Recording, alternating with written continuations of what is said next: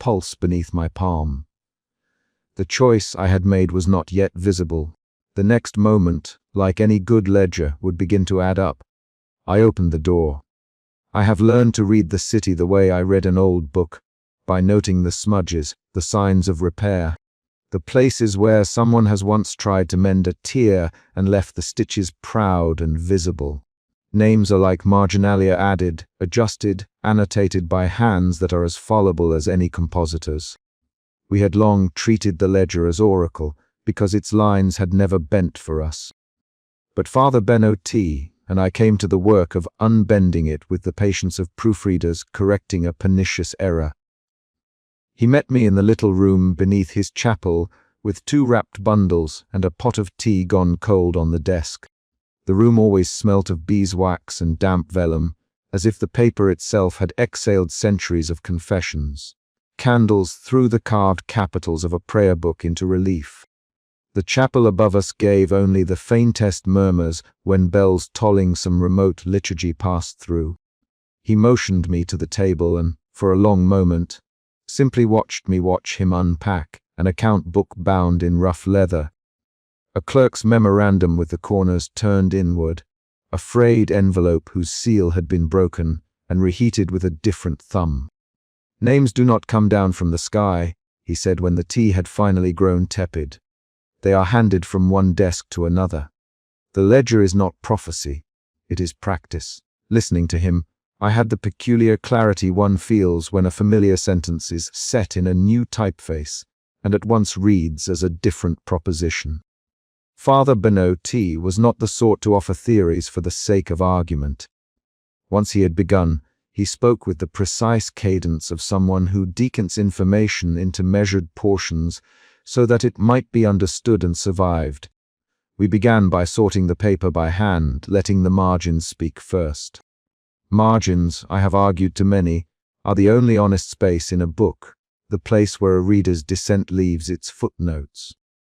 The clerk's memorandum had in itself nothing dramatic, a list of municipal supplies, the dates when horseshoes were requisitioned, an offhand notation about timber.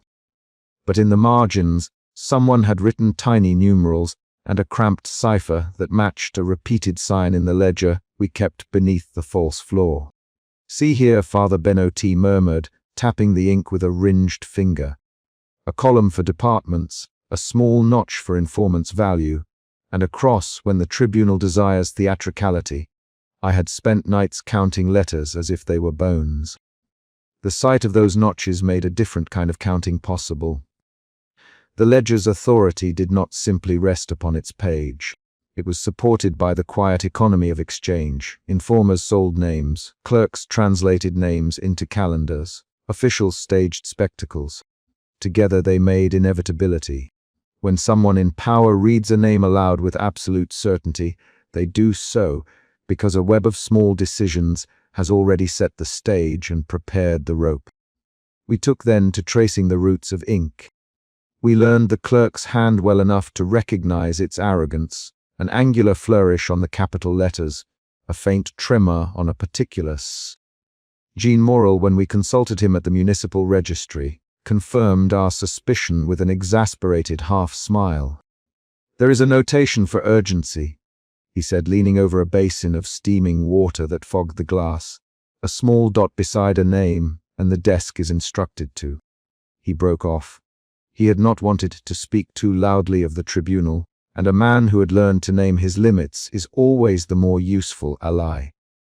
He showed us how clerks, in the mechanical boredom of their hours, acquired habits that ossified into authority. A clerk meant to keep the day ordered. He stamped dates and invented columns as a way to make sense of the disorder. Those inventions then became doctrine for their successors. What was at first an expedient notation, much work, prioritize here, crystallized into this must be done first when copied into the ledger.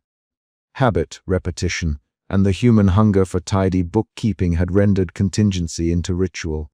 So if one alters the habit, I said, thinking of presses and forged lists, one might bend the ritual. One might, Father Benno T. said, but not without cost. The parish keeps certain things because they preserve order in a life I will not pretend is unmarred by error. To tamper is to call forth new errors. The question is, which errors are tolerable? We next followed the trail of names through the city as if following the threads of a sewn tapestry. The ledger's names often arrived at the tribunal from places we could reach by foot. A parish register, a lawyer's marginal note, a petition with a smudged thumbprint, each could feed the machine. Informers, of course, were the grease that made the parts move. We had encountered them in laundries and salons, in the hands of women who traded gossip for bread. But the administrative notations showed another layer. Clerks, sometimes under fiat, sometimes through laziness, sometimes through inclination, prioritized certain reports. A parish clerk's hatred might become the tribunal's rope if his notes were copied without question. There is no single origin, Jean Morel said in the registry, bending his chin to examine an old docket. There is only a calculus. A man reports an insult. He is listed. The list is collated. A name gets inked in a ledger. Somewhere, someone pronounces this a matter of public order. He spoke as if describing a disease. His hands trembled when he pointed to the page. His fingertips had a smear of black that would not be washed by virtue. We set traps for the ledger's language the way a patient bookseller sets a book plate. Subtle interventions, rather than violent theft. Father Bino T., who had access to confessions and to keeping rooms where old records were folded into other records, arranged for us to see how formally private notations became public. Often a clerk would copy a line with the same casualness with which he might copy a recipe, and the copying would be accepted as fidelity rather than being marked as interpretation. Each act of copying was an act of authorship. At a lodging house near the tribunal, in an alley where the rain pooled like old ink, we waited for an exchange. It is a curious thing to stand under a shutter and watch an informer move. His hands were rough, the fingers of a man who made his living on the margins. His purse had the smell of stale bread. The note he dropped contained a single name and a number. It was not a proclamation. It was a life reduced to coordinates. The informer's voice when he spoke of the market stall he had been at the day before was cheerful. There was banality in the commerce of killing that made my stomach tighten. They need certainty, the informer said, and he laughed as if he had told a clever joke. They cannot stand the indecision in a city. They will spend for certainty. What struck Father Benoti and me was not just the willingness to name, but the ways in which the city rewarded namedness. Those who supplied information were given access, bread, protection, a favor pinned to their collar like a medal. Naming was not merely an act of denunciation. It was currency. When currency is scarce, its value warps both the spender and the recipient. Back at my shop that night, I laid the ledger flat under the lamplight and read it as if I were reading a map. There were marginal signs I had not attended to before. A smudge that was not the consequence of haste, but of a clerk who had pressed his thumb to the page to steady his pen. A tiny annotation in a different ink that indicated an adjourned verdict. An initial that recurred like a watermark. Father Bino T. had taught me to read these as if they were ecclesiastical glosses. Jean Morel had taught me to interpret the physicality of the records. The informer had shown me the commerce that supplied the ledger's feed. If the ledger's certainty depends on being believed, I said slowly, then belief is the vulnerable part. If we make belief costly or uncertain, the ledger's edge blunts. And how do you propose to teach a city to doubt? Father Bino T. asked. Doubt is a luxury, and often a dangerous one. The poor take refuge in belief, because it gives them a shape to their fear. I found that my answer was less a theory than a habit I had practiced in bindings for years. You teach people to read by putting tools in their hands. I began at once to think of marginalia as tools. If the ledger was an instruction manual for power, then marginalia could be a counter-manual, notes that explained how to read a list and how to interrogate a name. Who had written it? Why had it been written? Whom did a notation favor? A book is not merely a text, but a set of habits recommended to its reader. If we taught readers different habits, we could alter the practice. I began to write, not in slashes or slogans, but in the small, discreet language of a bookseller teaching apprentices. I wrote on scraps and slips, then in the margins of innocuous volumes we sold or lent. I annotated a prayer book, noting that the presence of a name in a register always demands the question, who supplied it? I wrote in a ledger of harvests, check the clerk's hand, verify the date stamp, ask for corroboration. In a child's primer, I tucked a folded note explaining how to look for the clerk's dot that indicated urgency. These were not manifestos, they were primers that taught a reader to treat the ledger as a machine composed of parts, rather than an oracle descended from Providence. Father Benot watched me write, and at times placed his scarred thumb over mine, as if offering a blessing that was also a shield. "You give people instruments," he said once, when the rain drummed the shop's eaves, "that makes the work practical. It is the difference between fighting with a cry and working with a plan."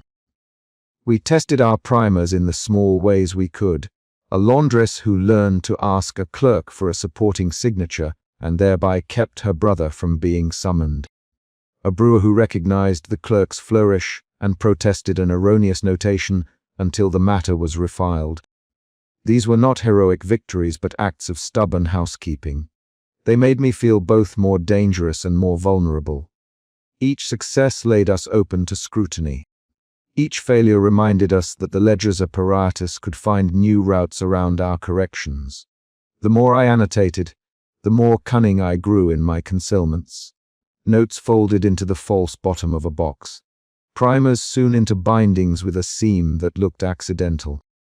A coded system of bookmarks that aligned with the chapters of a common hymnal. It is a strange, domestic form of subversion to hide instructions in the binding, to teach dissent in the gestures one uses to turn a page. But books travel. A book with a useful margin may fold itself into the hands of someone on a market bench, be read aloud to women who iron sheets, and so teach doubt where it had not been before. Yet every act of instruction felt like placing a small lamp upon a battlefield. We had illuminated paths that could both guide and betray. Father Benot reminded me more than once that the parish had its own dangers. A priest who gave instruction to doubt might be accused of leading souls astray. A bookseller who taught others to interrogate names might be denounced as an enabler of sedition. Our primers were thus always in danger of being reclaimed as instruments by those who would use them to better name others. At the end of one long night of copying, when the candles had guttered low and the shop smelled of ink and wood smoke, I wrote the last line of a note in no uncertain hand: "A name is not a verdict. Treat it as evidence, not destiny." I folded the slip and tucked it into the back pocket of a worn copy of Virgil. I sealed it, not with wax, but with a practice. The book had lost a flyleaf. I replaced it with an inserted sheet. It was a small deception, perhaps, but I liked the thought that the truth could hide comfortably where people expected to find only old lessons. We had, by the time I slept, changed the ledger in one small way. We had begun to teach people to read the machinery behind its authority. The work felt like setting a trap for a piece of furniture. There was something almost quaint in that image, yet I recognized, with a cold, private clarity, that furniture traps can break a bone if placed in the correct doorway. That certainty and the fear it left at its periphery was the hook with which the next days would be taken. I slept with the ledger beneath my pillow, and with Father Benot's quiet voice still in my ears: "Make the machine visible, Mary, and the public will have to decide whether to keep winding it." When I rose, the city had a different light to it, not less cruel, but more complicated. The ledger's pronouncements still sliced the air, but I had learned to see the hands that had sharpened the knife. It is a small and terrible advantage. To know the artisan's marks on a blade is to know where it may be blunted. We had not yet found the registry, where the ledger's final form was stitched together. We had only traced the stitches to several points, each mundane and unheroic: a clerk's notebook, an informer's purse, a deputy's habit. But even those small stitches, once understood, permitted us to unravel. It would not be simple. Authority, like a well-inked line, resists erasure. But I write these words now because I had tasted the other matter, the possibility of teaching others to look, and because I had decided, in that lamplit hour, that I would not leave them unarmed. It was not a plan so much as a commitment. The ledger had named me, but it had not yet tied the knot. We had learned where the knot was tied. That knowledge is not a guarantee of safety. It is an instruction on where to cut. Outside, the city continued its rotation of fear. Inside the shop, I folded a margin into a book and pinned it like a talisman. The work of marginalia was small, patient, and made of ordinary things: ink, paper, habit. It was also a seed. Whether it grew into a tree that might shade us or into a bramble that might trip us was a question whose answer would be given in the small, dangerous days to come. For now, the ledger's method was visible. That was enough to make me both hopeful and afraid. I have always thought that a pressroom keeps its secrets in the smell of it: oil that will not be washed away, the faint iron tang of lead, the dry sweetness of paper powdered into a kind of dust that clings to necks and collars. In Tiny's shop those scents formed a liturgy I attended like a penitent, knowing where to stand, when to clear my throat, how to hand him a folded sheet without letting the edges catch the lamplight. I knew the rhythm of his hands before I knew his face, in the precise way the townsfolk might know a clock, the way his thumb measured type, the way his palm cupped a form as if sheltering something small and hot. That intimacy was why, when he told me he would burn the plates, I felt it like a bell struck inside a church I had never belonged to. We had reached this point in a series of bad reckonings. The ledger did not invent names. It arranged them, set them in a sequence, blessed them in ink and paper so that officials could read the city as if it were a list of accounts. But the tribunal's lists were not pure prophecy. They were instrument.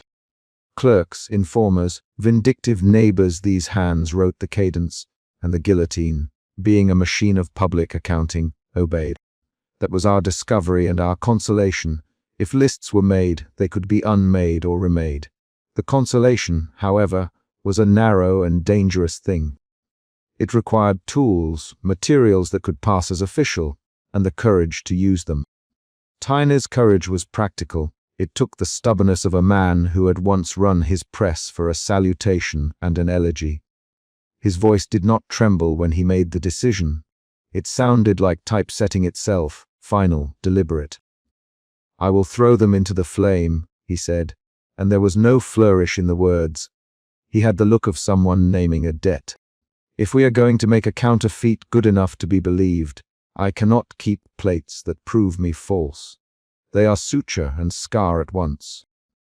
I will be honest before the press, so that the public may be deceived by something more convincing."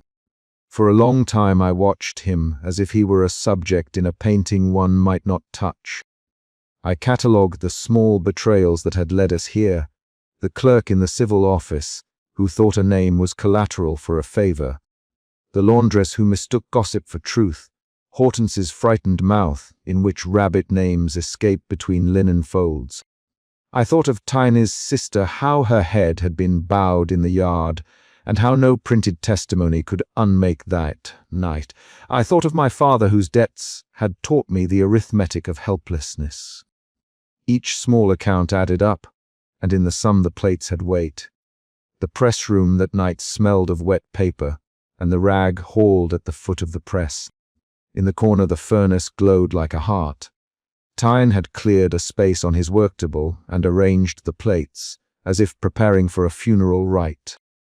They were not numerous by the standards of a large establishment, but to him each was an heirloom, brass and copper strewn with tiny ridges. Letters that carried the memory of every sentence they had expected to make permanent.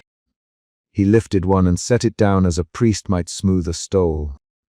Lucy stood behind him, chin up, as if she could see the future in the back of his neck. I stood with my hands in my apron pockets and felt them prickle with the dust of what we would lose. We talked through the method. Tyne's plan had the economy of a tradesman's thinking: destroy the original plates that could be traced back to his shop, and then fashion new plates designed to look as though they'd been prepared by the clerks themselves. Slight misalignments, a certain smudge in the corner that mimicked poor ink, a particular flourished R that an official scribe favored. The counterfeit had to be believable to those who were not meant to see it as a forgery. If it is too perfect, he said, they will smell falsehood.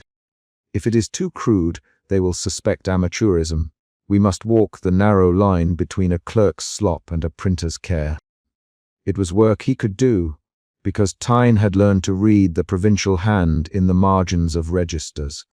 He could write like a scribe and then print like a merchant.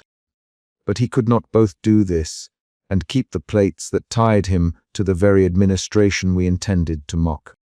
The plates were traces that carried his thumbprint, the tiny dents caused by a dropped hammer, an uneven edge where he had once filed too eagerly. When Renaud's eyes started to look toward printers, those minutiae would suffice to entangle him. "You'll lose your trade," I said. It was not an accusation as much as inventory. I had been gathering the facts of people's lives long enough to know that a trade could be as much of one's body as a face. "Yes," Tyne said. He did not need to elaborate. He had been making his calculations for nights. "But what trade do I have left if a ledger names a man with the right number at the right time? What is a press if it is used only to mark people's wounds?" Father Guillotine came to sit with us then, drawn by that particular sorrow priests understand, sacrificial choice. He had promised and often kept only counsel and a narrow kind of practical aid, a corner of the chapel for hiding paper, a confession that went nowhere but toward a safe heart. He smoothed his fingers over the wood of the table where the plates lay and then looked at Tyne. "A man makes offerings both to God and to conscience," he said. "There comes a time when a trade is offered up for a life. I cannot tell you whether that is right, but I can remind you, no man performs a deed alone. We carry one another, or we drown." We arranged then a small liturgy. Tyne would remove the plates from the cases. Lucy and I would carry proofs and cut them to size. Father Guillotine would say a few words not for piety but for steadiness. The ritual allowed us to name the act for ourselves sacrament without the choir, and thereby to anchor the dread in language. I have always noticed that when people give a name to their fear, it shrinks a degree. We were greedy for that small mercy. The unfastening of plates is a precise cruelty. Each plate is bolted, framed, sometimes riveted into place. It must be pried with a care that is almost tender lest the letters themselves be marred. Tyne worked like a man excising something from his own body. The plates came away with a small metallic sigh and the scent of old ink. I wondered, as one will in such close observation, how many sentences a plate could remember, how many proclamations, how many condemned names had passed over that little ledge. Each plate seemed to hold a ledger of its own, a palimpsest of printed lives. We carried the plates to the backyard like harvest. The moon kept away clouds and let the yard lie in a pallid obedience. Tyne stacked them on a bed of kindling. He would not let me light the fire. It was, he insisted, his to begin. There is a peculiar dignity in allowing someone to hold the flame of their own loss. He touched a match to the tinder, and the little tongues took with the eagerness of something hungry. The metal shone and then dulled. The heat made the air thicken, and the wood hissed where damp had hidden itself in its grain. The plates reacted as if in pain, a distant pinging, the sound of contracts giving way. We did not speak. Words felt superfluous and treacherous. Lucy had her fist at her mouth. She looked like someone who had been given forbidden fruit, and could not tell whether to taste. Father Bonneau crossed himself in a motion more ancient than our politics. I had the impulse to catalogue, the way the shadows at Teeny's jaw had become hollower, the way a strand of hair refused to stay in place. Then the plates collapsed inward in a liquid flash, metal almost breathing, and the heat rose, an animal between us. Tyne stood until the flames bent away in the wind, and then turned and came inside, as if returning from a battlefield. We had lost something that could not be named in money. A neighbor might have said, "He is ruined," and in one ledger that would have sufficed.